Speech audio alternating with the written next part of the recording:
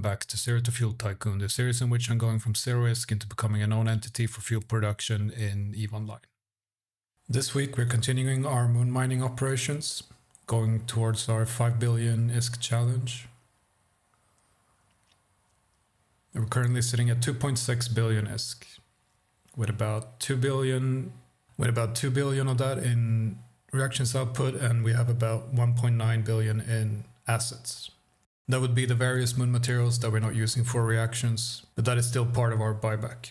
You can see the latest downturn and uptick in ISK is because we got a glistening moon pop, which means we got the highest grade moon materials that we can get in HiSec. A really big buyback for us that we could handle, but this means that we passed the halfway point of our goal already, and a lot of people is turning up for the various moon operations. We have several going on every week. And after we finish this moon operation, we have already lined up the next project that we're gonna do. I'm not gonna spoil it in this video, but it'll be using some of the venture capital from this, and it's gonna be a corp-wide effort. For the corporation itself, it's generally green across the board. We have the master wallet, which I have increased selling the LP rewards. We have the Amarr wallet continuing to do well.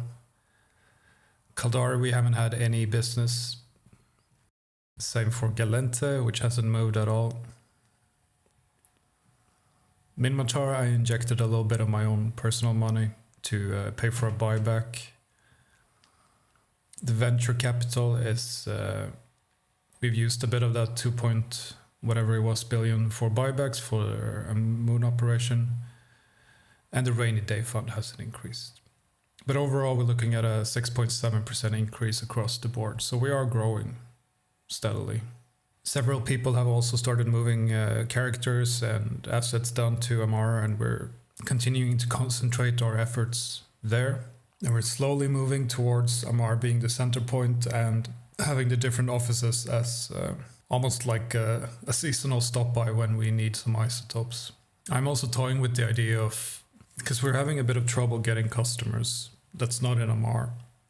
Many of our customers are in the WAMP alliance that we're technically part of, so it might be a better idea to double down on the on supplying the alliance, while still, of course, having it open to others, but to not make too much of an effort to create new customers elsewhere, because we have been losing a bit of haulers, because unless you have constant orders to haul, it's a little bit off the beaten path, so the people who haul can't really do other hauling at the same time, and while the pay it's not nothing, it's not amazing because you have to put up a large collateral if you want to haul.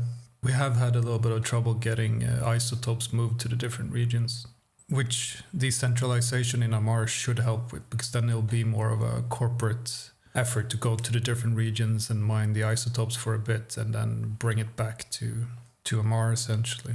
But we're going to have to take it a bit as we go and see how it develops and what works. This is essentially what this series is all about, is figuring out how to do this. But in Amarr, the business is working quite well. It kind of eliminates the need for haulers when we're selling to the Alliance, because we are in the same systems as well. But we'll try it out and we'll see how it works. It becomes a bit of a unique challenge in that we need the isotopes from the different areas. So in my mind, I'm kind of seeing sort of a rolling schedule where we travel around, gather isotopes, build up stockpiles of that, but then we have all the production and stuff down in Amarr apart from any orders that we have out in the other regions. But again, it's something we have to try for a bit and see what works for people, what's fun and engaging, and what's actually feasible to do as well. So for the corporation, we're now sitting at 148 members. I'm continuing to remove people who haven't been active for over a month, and we have lost some characters to WAMP, which again is normal. We're always, as long as we're part of WAMP and use their space, there's always going to be people who feel that nullsec is more of their thing. So we're always going to be a sort of a feeder team to the bigger alliance. That's always going to happen. But we have been recruiting some a bit as well. It's been, I think, 2 or 3 new people have joined, and despite my best efforts, we're not dropping that many characters. I thought it would be, and I've tried to make it almost like a sharp downturn, but yeah, we've gained some alts, we gained some new people, so it's kind of leveling out a bit.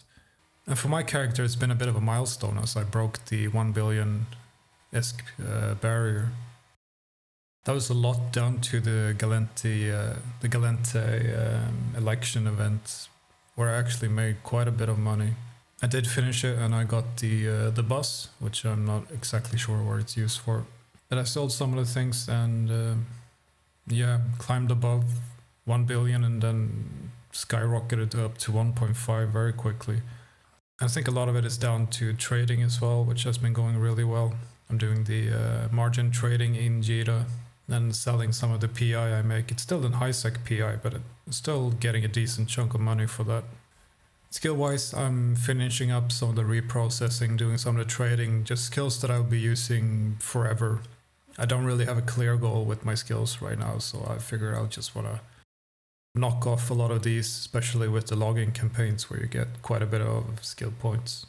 But yeah, hopefully we can finish the moon challenge quite soon, because I'm a bit itching to start the next project. So we're gonna try and see if we can get even more people down and get everyone involved. Clear out the challenge and move on to the next one, because I think it's gonna be a pretty fun one. But that'll be everything for this week, and thank you for watching, and thank you for everyone subscribing. I think I'm over 550 now. Thank you again, and I'll see you again in the next one.